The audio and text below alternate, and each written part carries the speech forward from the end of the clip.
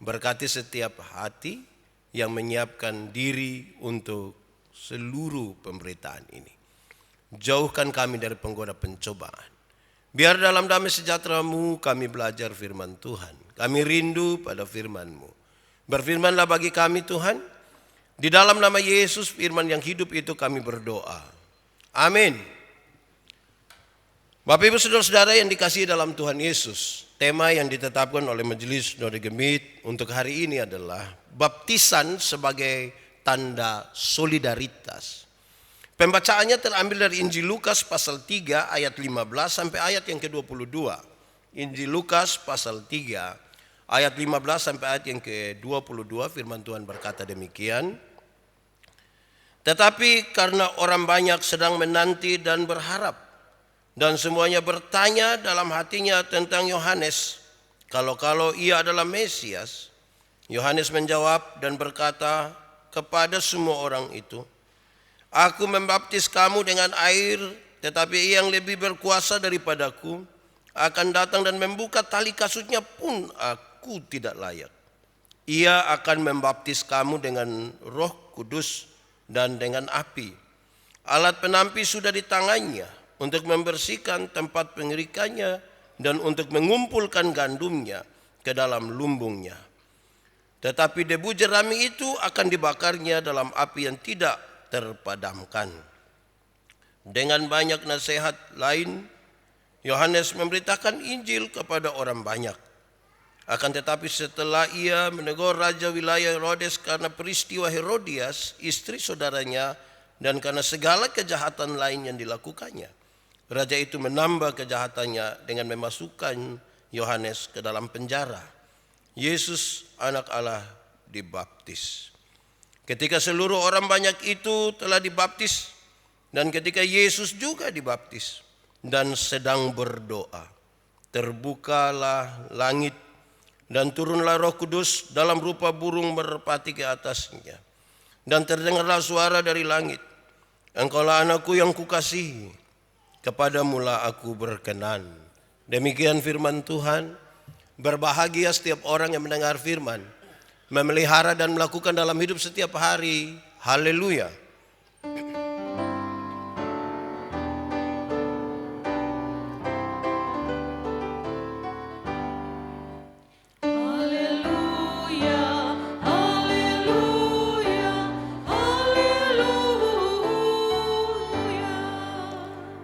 Bapak Ibu Saudara-saudara, shalom. Yang ada di luar, shalom. Aman kok? Mantap. Tuhan memberkati kita. Saudara-saudara, tema hari ini adalah baptisan sebagai tanda solidaritas. Sepanjang Natal dan beberapa minggu ini kita bicara terus tentang solidaritas. Ada apa dengan solidaritas sebenarnya? Saya kira kita semua paham, solidaritas itu kepekaan untuk turut mengambil bagian dalam penderitaan orang lain. Tapi pertanyaan paling reflektif adalah apakah masing-masing kita penuh dengan rasa solidaritas? Atau kalau lebih tinggi sedikit, apakah memang gereja solider betul-betul dengan orang lain, dengan jemaat, dengan yang lain? Apa memang begitu? Saudara, saya berhadapan dengan dua kenyataan dan pengalaman. Satu waktu masih di Sabu, acara Natal, diharapkan kan yang akan tampil di depan itu orang-orang yang bagus-bagus, yang ranking juara kelas dan bagus dalam penampilan. Ada satu waktu ketika Natal di Sabu itu, saya minta yang hafal ayat itu anak-anak berkebutuhan khusus. Mereka yang sulit untuk bicara. Kalimat-kalimat yang harus dihafal itu pendek sekali. Misalnya akulah pintu. Betapa sulitnya mereka hafal. Tapi mereka berlatih sampai terakhir anak-anak itu bisa menghafal itu. Waktu dia hafal itu dia pun bapak mama yang tarik napas tidak bisa, turun tidak bisa, naik tidak bisa. Ini anak berusaha untuk itu. Tapi sejumlah orang merasa bahwa masa kok kita Natal begini kok. Ini dalam gereja ini. Jadi seolah-olah gereja hanya boleh kasih kesempatan kepada orang-orang yang tampil bagus, yang ranking, yang berpenampilan baik. Padahal kita bicara solidaritas. Itu pengalaman pertama. Kedua, saya mendampingi kelompok-kelompok disabilitas. Salah satunya kelompok di Kupang disebut KTK, kelompok tuli Kupang. Anak-anak muda, dari penampilan mereka dilihat itu tidak ada kekurangan. Bagus, cantik-cantik, ganteng-ganteng. Satu saat mereka bilang pada saya, melalui dompun juru bicara, Pak Pendeta, kira-kira kami bisa gereja di mana? Kok kamu gereja? Gereja. Dan bilang begini, kami ada di tengah-tengah gereja dengan banyak orang, tapi kami tidak dengar Bapak dong ngomong apa. Bapak dong menyanyi, tapi kami tidak tahu. Sedikitkah orang-orang ini? Banyak. Dan seolah-olah gereja mengabaikan mereka. Sepertinya yang boleh mendengar adalah mereka yang aman, yang sehat. Kalau yang sakit ya yang sakit-sakit biasa dorang. Lalu kita tiap-tiap hari bicara tentang solidaritas. Dan saya kira ini tantangan bagi kita semua. Saya kira tema ini penting bagi gereja untuk berefleksi kembali tentang persoalan solidaritas, kepekaan di tengah. Kelompok disabilitas yang saya dampingi ada 5. Salah satunya yang lumpuh dorang. Dompet Pak Pendeta, tangga-tangga gereja itu tinggi-tinggi Bapak. Kami pun kursi roda tidak bisa naik. Beruntung kita pun bidang miring ada. Hal-hal kecil yang menunjukkan kita punya kepekaan untuk mengambil bagian bersama-sama dengan mereka. Saudara-saudara, itu catatan awal untuk kita renungkan bersama tentang solidaritas.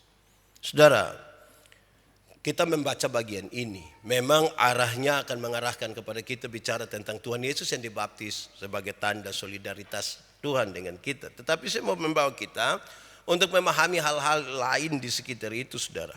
Pembacaan yang sama kalau kita baca di Injil Markus pasal 1 ayat 9. Pada waktu itu Yesus datang dari Nazaret di Galilea dan ia dibaptis di sungai Yordan oleh Yohanes. Catatan Markus 1 ayat 9 ini menunjukkan bahwa pertama sebelum dibaptis Tuhan Yesus itu tinggal di Nazaret. Dia tinggal di sana. Waktu tinggal di Nazaret dia belum dikenal oleh banyak orang. Banyak orang tidak tahu siapa dia. Dia bukan siapa-siapa malah. Lalu saudara-saudara, waktu tinggal dan besar di Nazaret, Tuhan Yesus menjalani kehidupannya sebagaimana layaknya anak-anak dibesarkan. Dia ada di situ dengan keluarga. Dia hidup layak seperti anak-anak dibesarkan. Kalau dia kecil pasti lari-lari juga. Kemarin waktu pengembalaan ini Gilbert ini suka lari-lari. Dia pun papa mama yang pikiran, aduh ini besok kalau dia lari-lari. Tidak apa-apa. Anak kecil kalau lari-lari tidak apa-apa. Yang jadi soal kalau dia pun bapak yang bangun kau lari-lari di muka sini. Itu baru soal. Kalau baru Gilbert tidak ada soal. Namanya anak-anak kecil do lari-lari. Saya bayangkan anak-anak kecil itu dong sangat polos. Anak-anak kecil itu kalau ibu-ibu dong ada di rumah dong mandi habis biar dong tidak pakai apa-apa dong bisa keluar dong jalan-jalan. Tidak ada masalah. Betul ke tidak? Tapi coba di pembapa coba. Pas ibu-ibu dong kumpul bab tuan mandi habis saya ngajak keluar. Wih itu saya rasa itu persoalan besar itu. Yesus bertumbuh sebagaimana layaknya orang-orang bertumbuh, saudara. Ini yang oleh banyak orang menyebutkan seolah-olah kekristenan itu menjadikan manusia ini menjadi Tuhan. Padahal kisah itu tidak begitu. Tuhan yang menjadi manusia, bukan ini manusia ini yang kemudian kita jadikan Tuhan. Saudara, Tuhan Yesus dibaptis dan mulai pelayanannya di usia 30 tahun. Kenapa hal ini harus menjadi bagian dan menyeret perhatian kita, saudara? Karena pasti tidak terlepas dari cara hidup dan budaya orang Yahudi. Kenapa, saudara? Dalam budaya Yahudi, seorang laki-laki baru boleh mengajar di depan umum pada usia 30 tahun. Kalau sudah usia 30 tahun, baru dia boleh tampil di hadapan umum dan mulai mengajar. Itu berarti mau pintar bagaimanapun, mau hebat bagaimanapun, sebelum umur 30 tahun belum boleh tampil di hadapan umum untuk mengajar. Tidak boleh. Saudara, di usia 30 tahun ini Seorang laki-laki Yahudi diakui sebagai guru dan dianggap sudah matang dalam memberitakan firman. Di usia 30 tahun, dianggap sudah matang. Sudah baik ini. Memberitakan firman, silakan. Tetapi bukan serta-merta 30 tahun langsung bisa beritakan firman. Bukan. Pastikan belajar, ikut semua tahapan-tahapan kehidupan orang Yahudi. Baru 30 tahun berdiri dan mengajar. Tidak mungkin 10 hukum dong 30 tahun langsung tiba-tiba masuk di otak langsung hukum pertama. Jangan ada padamu, tidak begitu. Hafal juga dari waktu kecil. Kadang-kadang kita sudah 30 tahun ini agak susah. Tanya bilang hukum ke-6 apa? Dia bilang apa kok? Lupa mungkin lupa apa? Lupa dan tidak tahu itu dua hal yang beda. Kita nih kalau ketik di HP itu kan bisa saya tidak lupa. Toh karena jari sudah terbiasa dan begini. Padahal lahir kita tidak ada yang HP. Waktu pertama-pertama kan masih gambar-gambar. Sekarang nih saya lihat banyak orang biar tidak lihat. Jodoh begini tidak salah. Saya lihat kalau di kios, di toko orang pegang itu kalkulator itu udah bilang berapa? 1970 kali itu tidak lihat. Kebiasaan itu mempengaruhi. Jadi kalau tiba-tiba 10 hukum jadi lupa itu bukan lupa, tidak tahu. Itu mesti belajar ulang. Nah itu usia 30. Tuhan Yesus yang hidup dan lahir di tengah-tengah bangsa Yahudi tentunya akan menjalani setiap tradisi yang ada dalam kehidupan orang Yahudi. Tidak kasih kurang. Tuhan Yesus bilang begitu. Hukum Taurat dia tidak kasih kurang satu apapun. Tidak. Satu nokta pun tidak. Dia hidup menurut tata aturan itu. Saudara, kalau kita belajar dari Bilangan 4 ayat 30. Dikatakan bahwa di usia 30 sampai usia 50 tahun. Merupakan usia yang diwajibkan bagi orang Lewi untuk bekerja di rumah pertemuan. Tuhan Yesus memang bukan suku Lewi, dia dari Yehuda. Tapi ini sengaja dimasukkan untuk kita lihat bahwa kemudian dia akan disebut sebagai imam besar. Dan ini yang akan kemudian menjadi penting dalam soal solidaritas dari baptisan Tuhan Yesus. Saudara-saudara, selanjutnya karena ini teks bicara tentang baptisan, maka saya mau mengajak kita untuk melihat Yohanes Pembaptis dan Tuhan Yesus. Saya mencatat sejumlah hal di sini. Pertama, saudara, orang banyak menaruh pikiran mereka mengenai Mesias. Mereka bertanya-tanya. Yohanes mengatakan, Mesias sudah di depan pintu dan dia sudah datang sekarang. Banyak orang menduga Yohanes ini sudah yang Mesias. Mereka sangat menanti-nantikan Mesias. Tapi Yohanes bilang tidak, Mesias sudah datang. Dia sekarang ada di depan pintu. Dia sudah datang. Yohanes Pembaptis sangat menyadari, saudara, bahwa dirinya itu hanya seorang pembuka jalan. Suara yang berseru-seru di padang. Dia bukan Mesias itu. Dia bukan Mesias yang dinantikan itu. Itu sesuatu yang sangat menyatakan kerendahan hatinya. Dia kasih tahu bahwa sehebat-hebatnya dia bukan siapa-siapa. Dia bukan Mesias itu. Baptisan yang dilakukan oleh Yohanes, saudara, supaya saya kira ini harus lebih tidak cepat saya bicara supaya saudara paham di sini.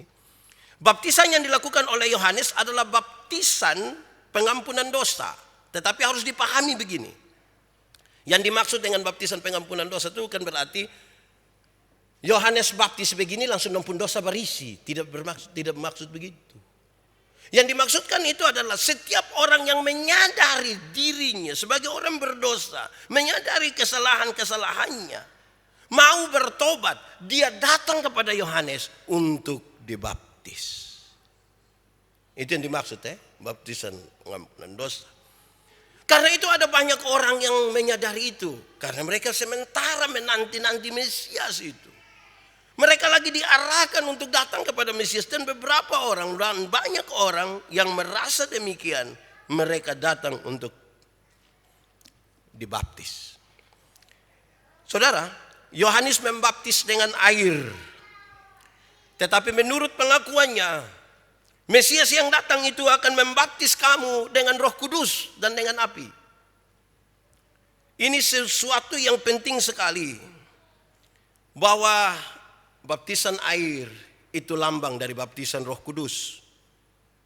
Karena itu dia menjadi sah. Karena yang bisa baptis dari Roh Kudus itu hanya Tuhan Allah. Yohanes tidak bisa. Dia membaptis dengan air sebagai tanda. Tapi dia tidak bisa melakukan itu. Yohanes sementara mengarahkan hati banyak orang pada waktu itu untuk datang kepada Tuhan Yesus, Sang Mesias. Jangan datang pada dirinya. Datang saja kepada Tuhan Yesus. Saudara, Tuhan Yesus kemudian dalam kisah ini Tuhan Yesus datang. Datang dan mau dibaptis. Waktu tahu bahwa Tuhan Yesus datang, Yohanes tidak mau. Bagaimana dia yang akan membaptis dengan Roh Kudus akan datang kepada saya supaya saya baptis dia dengan air? Yohanes tidak mau. Tapi Tuhan Yesus meminta, engkau mesti melakukan itu. Harus. Tuhan Yesus meminta supaya ada penggenapan tertentu. Nanti itu yang mau kita pelajari di sini. Saudara, baptisan Yohanes yang diterima oleh Tuhan Yesus bukan berarti Tuhan Yesus itu dibersihkan dari dosa. Karena dia tidak berdosa. Dia menjadi sama dengan manusia dalam segala sesuatu kecuali dosa. Jadi tidak mungkin baptisan ini adalah untuk dosa. Untuk membersihkan Tuhan Yesus dari dosa. Tidak. Melainkan pembaptisan Yohanes ini mengandung makna bahwa Tuhan Yesus sementara ditabiskan sebagai imam yang akan memulai pekerjaan pelayanannya. Dia pas umur 30. Sekarang dia ditabiskan sebagai imam yang akan memulai pekerjaannya. Di mana sebagai imam dia akan membawa korban persembahan. Kalau imam-imam di Bait Allah membawa korban persembahan dalam rupa binatang dan lain-lain. Yesus yang imam agung ini membawa dirinya sendiri sebagai persembahan. Inilah kehendak Allah yang harus digenapi. Makanya Tuhan Yesus bilang, Yohanes, engkau baptis. Karena ada hal yang harus digenapi. Dia harus membawa dirinya. Kalau imam-imam di Bait Allah, saya ulang ini. Imam-imam di Bait Allah membawa korban-korban persembahan berupa hewan dan lain sebagainya. Yesus imam agung itu membawa dirinya dipersembahkan kepada Tuhan. Saudara, berdasarkan itu semua mari kita melihat soal solidaritas tadi untuk memberi jawab terhadap tema kita. Baptisan adalah tanda solidaritas. Saya catat beberapa hal, kita renungkan saudara-saudara. Solidaritas yang pertama yang saya mau ajak kita untuk pahami di sini, untuk kita renungkan adalah Tuhan menjadi manusia dan masuk dalam budaya manusia. Dia berproses sebagaimana layaknya manusia. Dia masuk sebagai bagian dari orang-orang Yahudi dan menjalankan seluruh kehidupan sebagai orang-orang Yahudi yang taat kepada hukum Taurat. Ini bagian solidaritas paling pertama. Kenapa? Karena untuk menyelamatkan dunia, Tuhan tidak tinggal diam di sorga. Tapi dia berkenan, berinisiatif turun ke dalam dunia. Mengambil rupa sebagai manusia. Supaya kalau manusia mau diselamatkan, dia menyadari bahwa ini sebuah bagian bersama-sama dengan Tuhan yang juga telah menjadi manusia. Tadi saudara-saudara ketika saya ajak kita baca, kita punya nats pembimbing. Menurut Ibrani pasal 4 ayat 14 dan ayat yang ke-15. Saya kira di ayat 15 itu menunjukkan sesuatu yang penting bagi kita dalam kaitan dengan hal ini. Di ayat yang ke-15, Ibrani pasal 4 ayat 15 tertulis begini. Sebab imam besar yang kita punya bukanlah imam besar yang tidak dapat turut merasakan kelemahan-kelemahan kita. Sebaliknya sama dengan kita, ia telah dicobai. Imam besar itu turun dan menjadi sama, merasakan dan mengalami apa yang dia alami. Saudara lihat sekarang. Ini tanda solidaritas pertama. Dia mengambil bagian betul-betul sebagai manusia. Bukankah ini sesuatu yang mengajarkan kepada gereja? Kisah tentang orang Samaria yang baik hati. Orang Samaria itu adalah Tuhan Yesus. Yang setelah menemukan orang-orang dalam perjalanan Yerusalem Yeriko, dia bawa orang-orang yang telah diselamatkan itu, dia titip di gereja. Dia kasih 2 dinar untuk urus. Dia bilang begini, uruslah mereka sebaik-baiknya. Dan jika kau belanjakan lebih dari ini, aku akan menggantinya waktu aku kembali. Dia memberi pesan. Gereja yang mengurus orang-orang yang Tuhan titipkan di dalamnya, diurus sehabis-habisnya. Gereja itu diberkati. Karena ini orang yang Tuhan selamatkan. Tidak peduli dia dengan latar belakang seperti apapun. Tuhan titip di gereja. Rumah penginapan itu ialah gereja. Supaya gereja urus mereka sehabis-habisnya. Tanpa memandang rupa. Solidaritas terhadap semua kalangan. Urus saja sehabis-habisnya. Gereja itu pasti diberkati. Tapi gereja yang tidak mengurus sehabis-habisnya orang-orang yang Tuhan titipkan di rumah penginapan itu. Gereja itu tidak diberkati. Pak, tidak diberkati apa? Kok itu uang banyak? Berkat itu bukan soal uang. Kalau uang itu saja kita sebut sebagai berkat, banyak orang bertengkar hanya soal uang dan harta-harta. Dan karena itu kita mesti melihat sesuatu yang lebih luas dari itu. Bagian kedua, saudara, dalam pembacaan tadi menegaskan kehadiran Bapa, Anak, Roh Kudus sekaligus. Tuhan Yesus sementara dibaptis nih, dalam keadaan berdoa, Roh Kudus muncul. Roh Kudus muncul itu ada suara. Dan kita percaya ini suara dari Bapa di sorga. Inilah anakku yang kukasihi. Kepadanya aku berkenan. Saya tarik bagian teks ini untuk menegaskan sekarang. Dalam perintah Tuhan Yesus kemarin diajarkan kepada mereka yang dibaptis. Disampaikan, pergilah, jadikan semua bangsa muridku. Baptislah mereka dalam nama Bapa, Anak, dan Roh Kudus. Seterusnya di situ. Tapi saya ingin menegaskan di sini. Makna dari baptisan itu. Saya kira untuk sekedar mengingatkan kembali kepada saudara-saudara. Dibaptiskan dengan nama Bapa berarti kepada kita diberi perjanjian anugerah. Bukan saja kepada kita, tetapi kepada kita dan anak-anak kita. Semua diberikan perjanjian anugerah. Ini janji Tuhan kepada Abraham, Ishak, dan Yakub. Sebagai bentuk dari sebuah rencana yang besar ketika melihat manusia jatuh dalam dosa.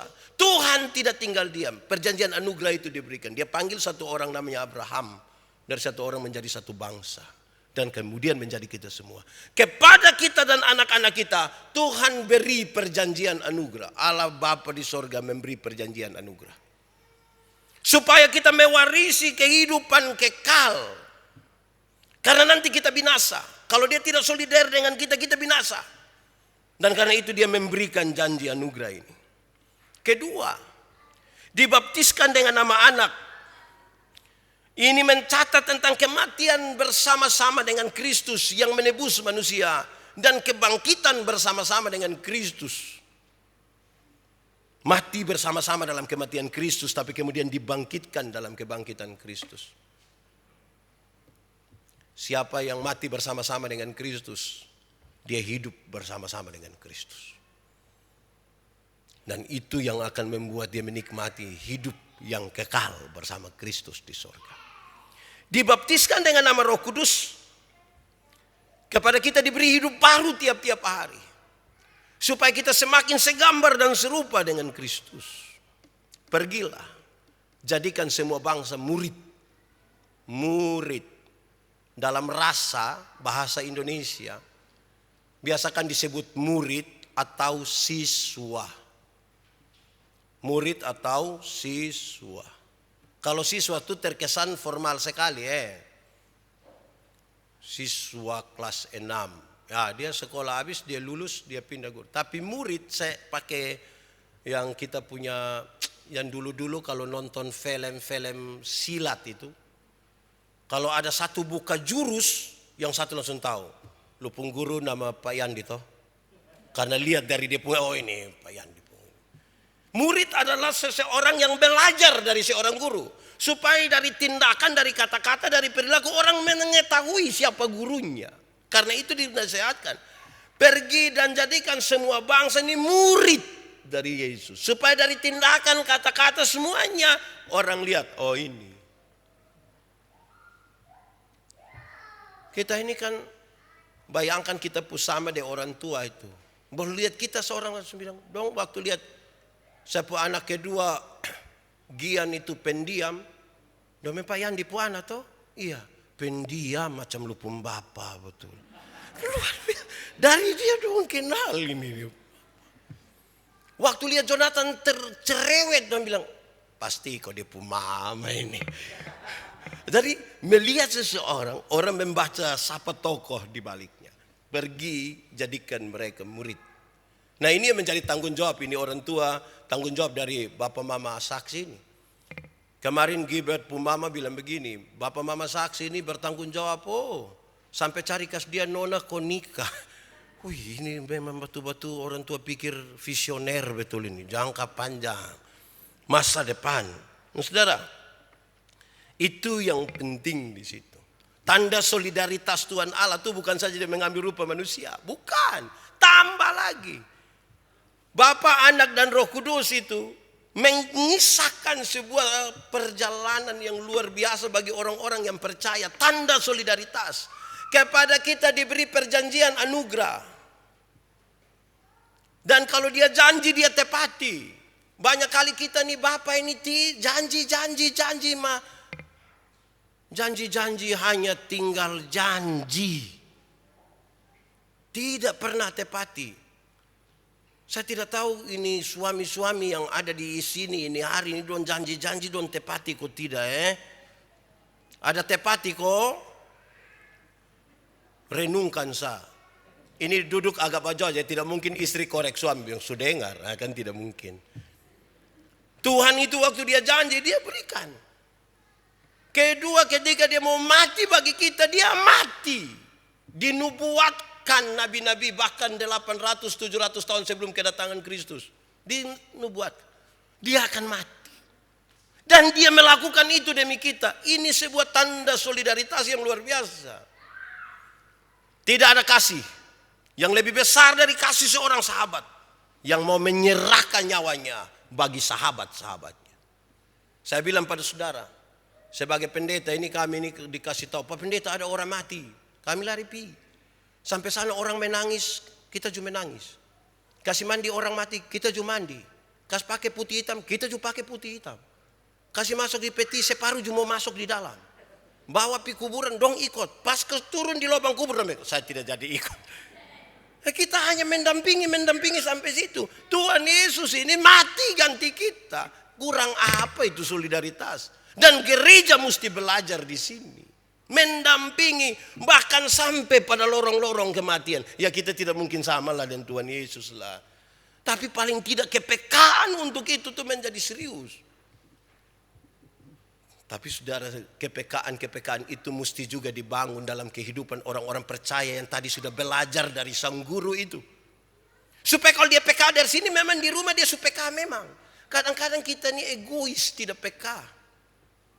Saya setelah 2 tahun lalu, 31 Maret yang sakit kok mati itu. Anak-anak kan tidak suka lihat saya makan kurus, minum kopi. Tapi saya ini rasa kalau anak-anak tidak ada, berarti saya boleh makan. Kalau anak-anak ada, saya tahan diri. Ini dia pun nama munafik. Saya mulai sadar ini. Kadang-kadang kita nih mau PK itu, karena memang kan doa ada dan sudahlah PK. Kepekaan kita tuh serius. Kepekaan tuh juga punya tantangan, kan ini soal solidaritas. Saya pernah bilang pada saudara kita nih kalau di bulan Desember itu kan bulan baik. Di bulan baik itu menarik karena bangun pagi orang harus melakukan kebaikan. Ada nenek satu jalan bawa pepaya, kita bilang nenek mau pi mana? Mau pi pasar. Bawa apa? Pepaya. Aduh mari nenek 8:30. Datang nenek duduk Nenek mau minum apa nenek? Nenek mau teh, kopi, bir atau wine? Nenek pilih. Nenek bilang nenek birsa kalau tidak wine. Nenek minum habis, terus kita ambil uang bayar. Nenek, ini uang nenek untuk ini pepaya. Ini ada beras sedikit, kopi, gula. Nenek tinggal di mana? Di bawah mata. Nanti nenek pulang deng. Jalan kaki. Jangan jalan kaki nenek, jangan jalan kaki. Grab jemput nenek antar pi bawah mata. 3 hari kemudian itu nenek datang kembali. Ini dia soal solidaritas terjadi. Karena waktu itu nenek datang, bapak yang lihat, bapak akan bilang, mama, mama, kok kenapa? Lupa nenek sudah datang. Memang itu nenek dong, itu seringkali bikin rusak kita pun rumah tangga itu. Itu nenek dong, itu tahu faham apa bikin kacau kita. Memang solidaritas itu tantangannya serius, saudara. Tantangan yang serius di situ. Tapi kita belajar begitu rupa, saudara, untuk trek yang Tuhan taruh begitu sebagai jalan. Ya taruhlah kita pun diri sedikit di situ. Apalagi kita sebut diri sebagai orang-orang percaya. Mestinya kepekaan kita tuh serius. Peka sedikit terhadap orang-orang di sekitar kita. Jangan omong sampai yang orang susah. Kadang-kadang suami dan istri kita syukuran PK satu dia lain. Istri setengah mati pisalon kau perbaiki rambut dong, kau suka jatuh begini lewat sih. Kita juga tidak bisa omong ame dia pun rambut sedikit. Mama rambut pun balicin lah. Macam kayak kulit ular saya mama. Ya omong ame apalah begitu supaya mam tua juga rasa suami juga ada perhatian sedikit. Bab tua juga susah ngajar pidatan di sini, kita juga tidak bisa omong ame bab tua pun apa kok. Kita saling menjauhi kita pun hidup nih. Saudara-saudara, kita kan sibuk masing-masing di hari Senin sampai hari Sabtu. Ambil waktu sedikit nih, manja-manja sedikit gombal-gombal sedikit. Saya biasa ibu bikin teh tanya, gula pas kok tidak? Saya bilang, mama ini mau manis kok tidak manis, tidak lebih hebat dari mama pun senyuman itu. Itu kalau mama tua saya bilang apa? Saya bilang tidak jadi lah. Kalau saya tidak. Tapi saya mau kasih tahu saudara bahwa memang solidaritas itu harus dimulai dari lingkungan yang kecil. Jangan berharap, saudara, kadang-kadang kita ini, saya tidak bermaksud bilang yang dilakukan itu salah, tapi harus pada jalan yang benar. Beberapa orang ketika ada bencana di satu tempat tulis doa untuk niki-niki. Doa untuk niki-niki nah bawa gardus. Doa itu ya berdoa begini, bukan minta uang. Jujur sedikit terhadap apa yang kita mau katakan. Pray for niki-niki. Itu bukan bawa gardus kok. Berdoa. Kalau bawa gardus dia nama minta untuk niki-niki. Minta untuk menela petu. Supaya yang benar itu yang kita mau jalankan. Kalau tidak nanti kita bermasalah di situ, saudara. Ketiga, pembacaan tadi menegaskan sebuah proklamasi dan perkenanan Tuhan, proklamasi dan perkenanan Tuhan Allah atas Kristus Yesus Tuhan. Kenapa saudara? Ini menggenapi janji Tuhan tentang kedatangan Mesias, Sang Juru Selamat. Inilah anakku yang kukasihi, kepadanya aku berkenan. Penggenapan janji mesianik itu dilaksanakan di sini. Tanda bahwa ucapan dan janji solidaritas itu benar-benar nyata di dalam Kristus. Ini mempersembahkan dirinya sebagai korban. Yesus Kristus mempersembahkan dirinya sebagai korban setelah proklamasi itu. Yesus Kristus benar-benar mempersembahkan dirinya sebagai korban ganti manusia. Lebih hebat dari apa yang dibayangkan oleh semua teori tentang solidaritas. Yang hanya kepekaan biasa. Ini betul-betul sebuah pengorbanan. Yang saya bilang tadi lebih hebat dari segala teori tentang solidaritas.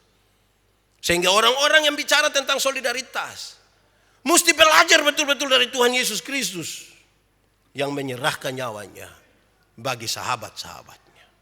Dia bersahabat dengan semua orang. Kita belajar dari Lukas pasal 4 dikasih tahu. Roh Tuhan ada padaku. Dia mengurapi aku supaya apa? Hidup dengan mereka yang miskin, yang terpenjara, yang lumpuh, yang buta. Dia tinggal dengan mereka semua. Jadi dia sangat-sangat luar biasa dalam perjumpaan dengan solidaritas dengan semua orang. Dalam semua kalangan. Mengadakan pendamaian dengan Tuhan. Apa yang dinyatakan dalam proklamasi Tuhan ini menyatakan pendamaian dengan Tuhan. Sebagai jalan menuju sorga. Manusia itu setelah jatuh dalam dosa kan jalannya terputus. Pendamaian yang dilakukan oleh Yesus Kristus setelah proklamasi ini telah mengantarkan Manusia dapat berjumpa dengan Kristus. Ini sebuah jalan menuju sorga. Supaya orang dapat mengatakan dan mengimani, akulah jalan dan kebenaran dan hidup. Tidak ada seorang pun yang dapat datang kepada Bapa kalau tidak melalui aku. Kan dia melaksanakan tanda solidaritas yang luar biasa. Berkorban bagi manusia. Menyiapkan jalan ke situ. Tidak ada.